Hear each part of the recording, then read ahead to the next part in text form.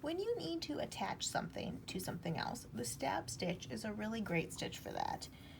So I have this little piece of felt here, and I just want to attach it to my fabric right there.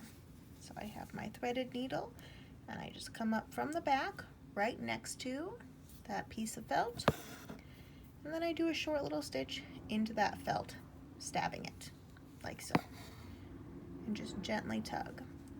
And then I'll just go all the way around my piece here again, so coming in from the outside, go down just a little bit on the inside, catching that felt there.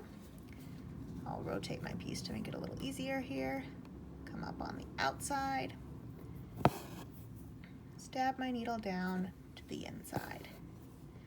And really we are just doing short little stitches that are going to attach this piece to the other piece.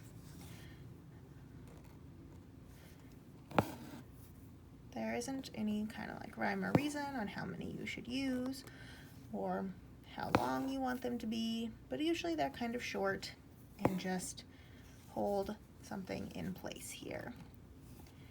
This is really great for stump work if you are creating a pad that you are going to build on, or put stitches on top to cover this up here. We're just doing short little stitches again outside of the fabric into it slightly like so. And that is the stab stitch.